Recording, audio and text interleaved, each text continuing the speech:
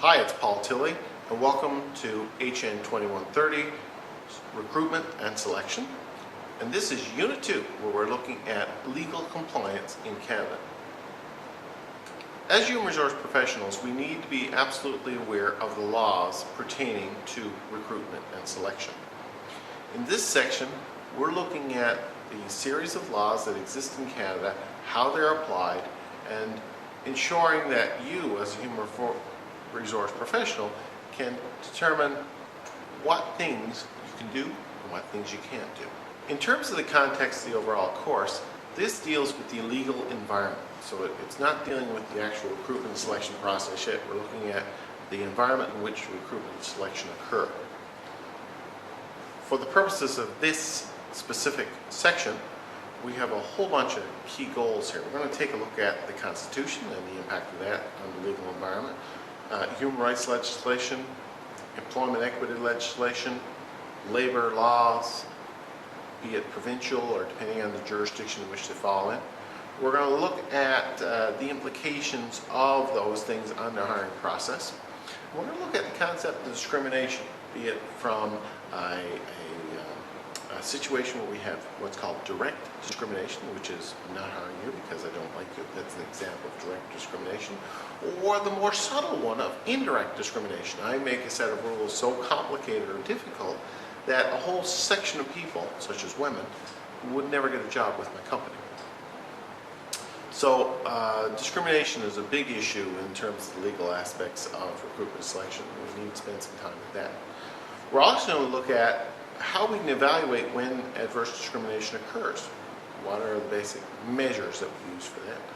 And finally, we're going to look at some of the techniques that we can use in order to avoid those problems. First of all, we need to look at the environment in which we are operating in. Canadian labor law is a whole body of law and different legislation that applies to recruitment and selection, and we need to be very familiar with it. So it says what we can and can't do. It can relate to employers as well as it can relate to employees, labor unions, groups of employers, unionized, non-unionized. It applies to a whole bunch of people. In Canada, our labor law is a little bit disjointed because of the nature of a federation. The federal government has a labor law that covers its jurisdiction. Its jurisdiction is laid out in the Constitution of 1867 that specifies loosely who is federal jurisdiction. Some things are spelled out, but other things are not so well spelled out. What is spelled out is people who work for the federal government or federal government agencies, people who work in the banking, communications, technological industries related to that, people who work in industries that are of a national nature. What's a little less stressed out or straightened out, though, is people that fall in quasi-roles. Where do they fall? Well, there was a piece of court ruling back in the 1920s that effectively clarified that. It essentially said that unless it's clearly spelled out as federal, it is provincial legislation. So what we have is kind of a hodgepodge. We have a federal piece of legislation that covers federal employees, and we have a whole series of provinces across the country that each have their own specific labor legislation that affects provincially regulated employees. So depending on where you live and where you work in Canada is going to impact the type of laws that apply to you. For our purposes, we're going to be looking at mainly the federal legislation and the Newfoundland and Labrador legislation. The Canadian Constitution is the overarching law that applies to all Canadians. Back in 1982, the government repatriated or brought the Constitution back from England, and part of the role of that was to develop something called a Charter of Rights and Freedoms, which is a very important aspect of the Constitution that lays out individual rights. Those individual rights guarantee certain freedoms: freedom of conscience, freedom of religion, freedom of thought, freedom of belief, freedom of opinion, freedom of expression, peaceful assembly, and freedom of association. These basic rules say that you cannot discriminate on these bases.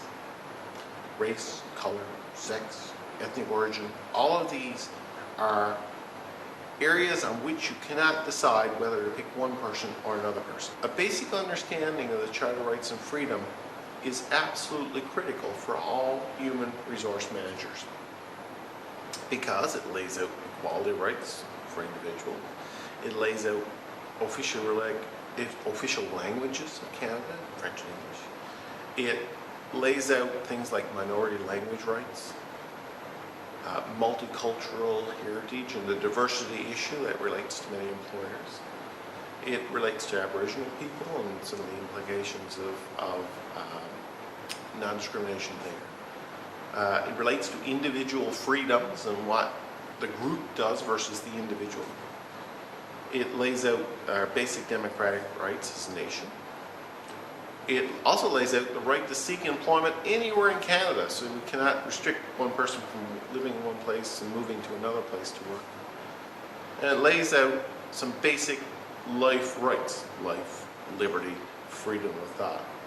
So that Constitution is absolutely critical for all Canadians and absolutely critical to be understood by human resource managers. Because if you were to go foul of that in terms of your hiring and selection process, that will spell some serious trouble. No matter where you work in Canada or where you live in Canada, those basic things apply. So we cannot discriminate on the basis of sex, for example, because it's clearly laid out in the Constitution. Coming out of the Constitution and building upon that is a specific set of legislation known as the Human Rights Act. Now, the Human Rights Act, again, reiterates all of the things that are in the Constitution. And it, even though the Canadian Human Rights Act is a federal piece of legislation, it is mimicked in all provinces. So each province has their own human rights legislation that pertains to employees in their jurisdiction. But the gist of all human rights acts in Canada are essentially the same. That is to protect all the things that are talked about in the Charter. And it protects individuals from being unfairly discriminated against.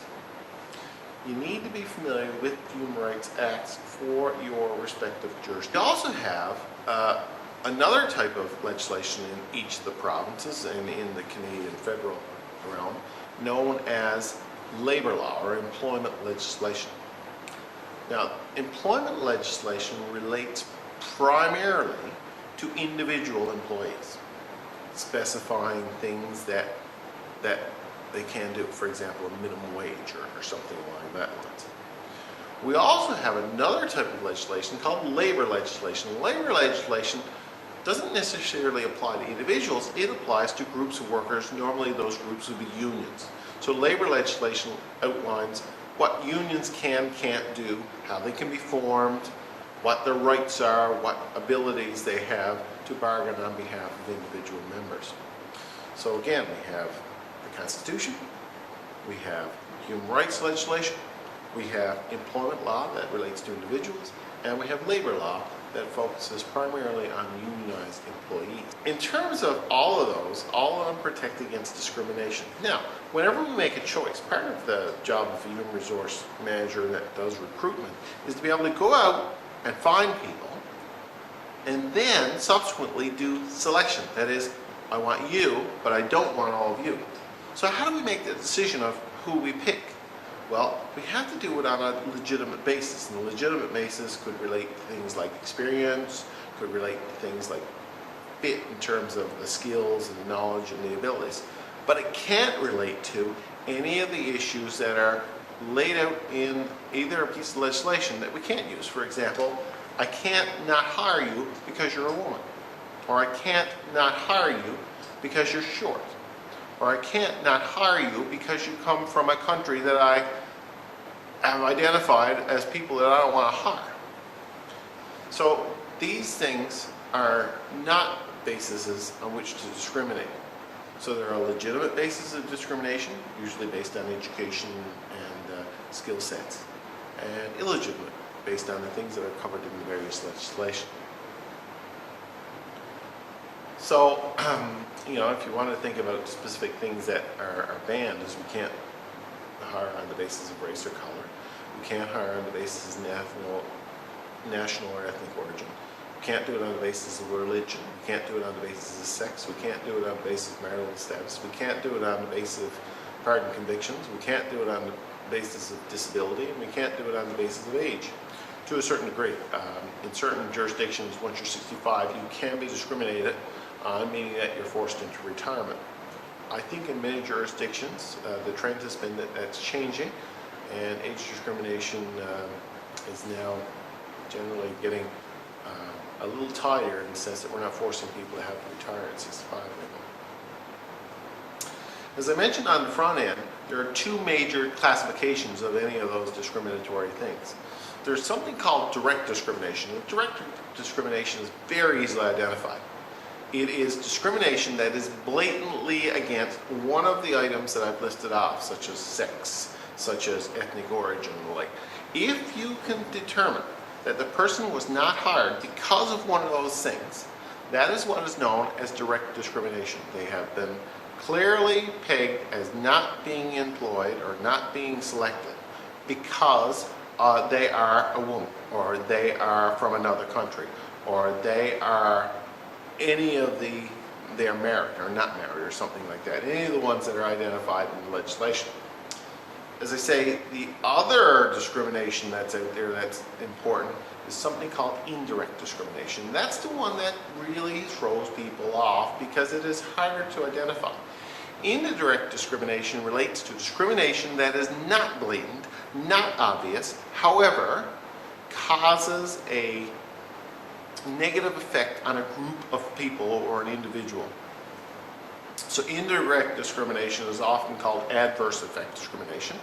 It refers to a situation where an employer,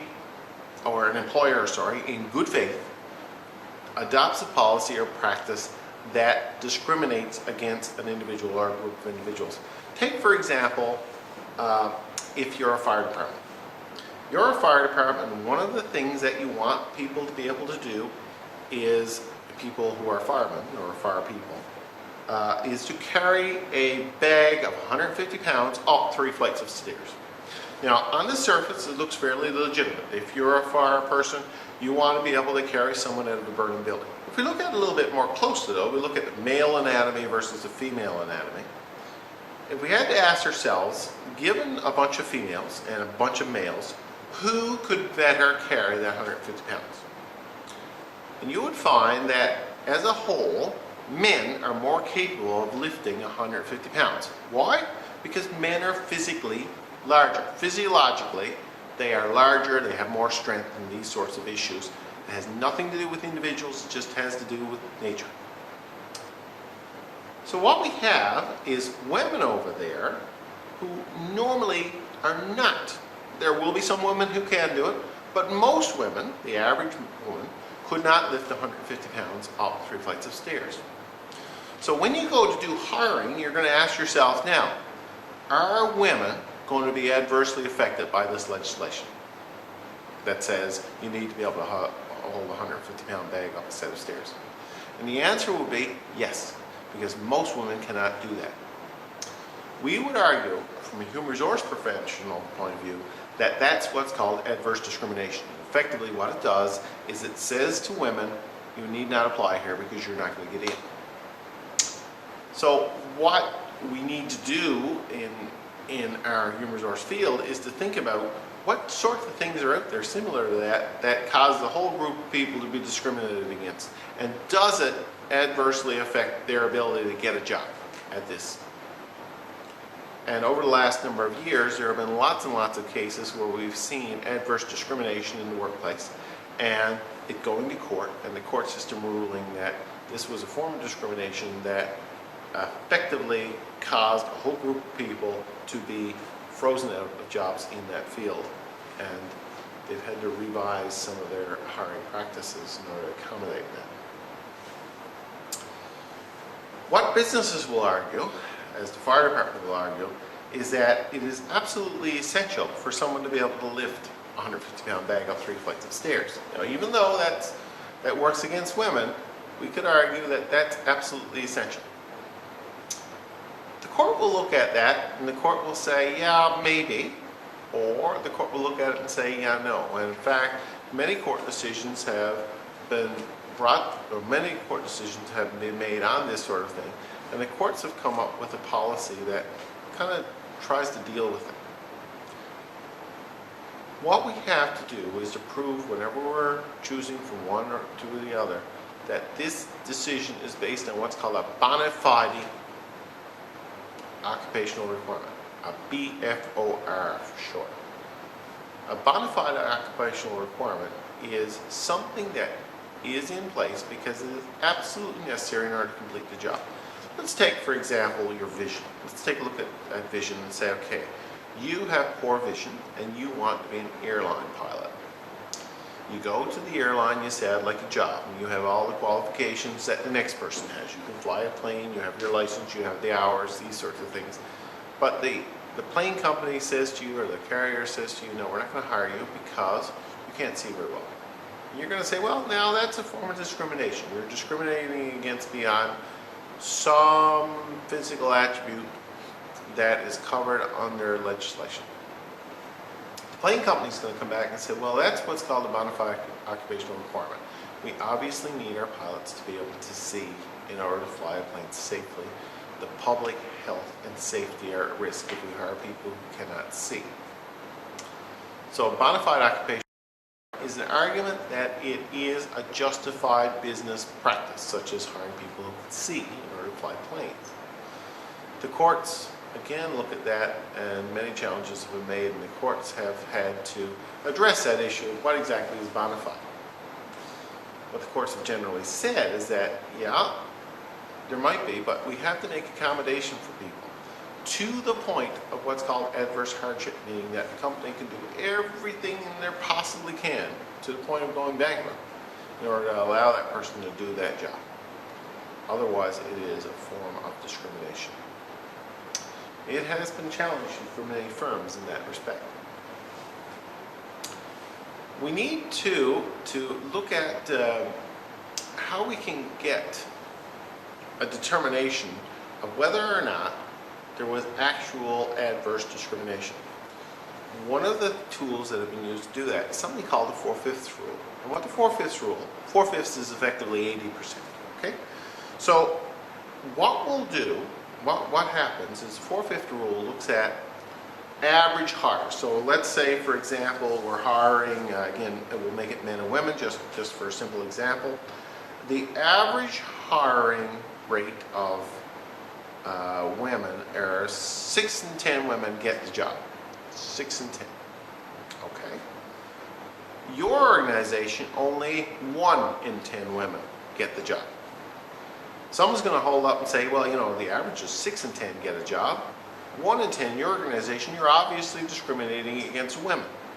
What the 4/5 rule does is this is, okay, it uses this as kind of a boundary. And it says, well, if your firm is about 80%, or 4/5, the same as the industry average, in other words, if you hire 8 out of 10 women, that's great. If the industry is, say, 9 out of 10 women, because you're at 4/5, or 4 out of 5, you're within that 4/5. If you only hire 2 women, you're certainly below the 4/5, below 80% of the average industry. If you're below the 4/5 rule, you are deemed to be adversely discriminating against a group of individuals, in this case women. If you're above 4/5, they're going to say that's just a natural selection issue, so that there's nothing wrong with this. But again, it just looks at the industry average versus your average, and it says, is it within 80% of the industry average? If it's not, then something's wrong. Okay. So that's how the 4/5 rule. Well, you know, so businesses look at this and say, so what? Let's assume I get in, I discriminate. You know, what's going to happen? Well, you know, you got potential lawsuits, which is a problem. You got employee frustration, which is a problem. People can't advance. You've got reduced organizational effectiveness comes into play. People are upset. You got a concentration in your organization, all white men, for example, versus a balance between men and women. And that could cause some problems in an organization if it gets one-sided. And it also would mean some degree of underutilization. There's a whole section of your workforce who's been frozen out of a job, or your potential workforce who were frozen out of a job, who could have been good for you, but you didn't hire them because they didn't meet a certain criteria. As I said, the legal requirements are that organizations do their very best to hire people and not discriminate against them.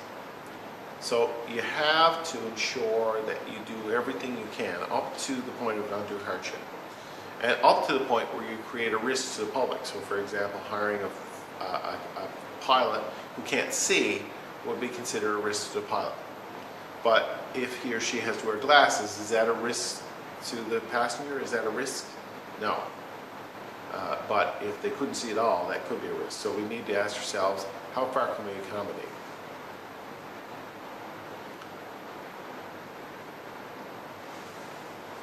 We also have a piece of legislation in Canada called employment equity legislation. What employment equity legislation does is it tries to assure that people who do work of equal value, it may not be the same job, but it has to be work of equal value, get paid relatively the same.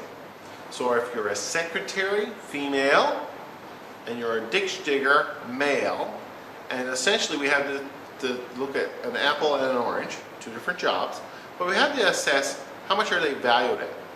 And we have to come up with some way to value those jobs so that we don't discriminate against one another, so that male-dominated jobs and female-dominated jobs really doesn't matter. The fact is that they're paid an equitable amount. What pay equity and employment equity tries to do is to ensure that we hire on a basis of fairness and we pay on a basis of fairness.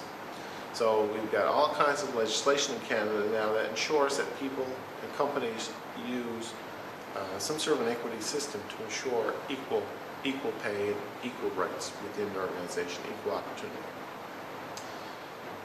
You should also take a look at another piece of legislation, the Canada Labour Code, which is a federal piece of legislation that relates to labor unions and labor, as I say, labor relations. And in Newfoundland and Labrador, the Labor Relations Act is an important piece of legislation. And it lays out how unions operate and what the requirements for unions are. So the idea is that we do everything we can in the hiring process to be aware of the laws, not break the laws, and uphold the law. So that's the crux of the second unit. Again, if you have any questions, I invite you to ask me them. And so have a look at all the resource material. And good luck until next unit.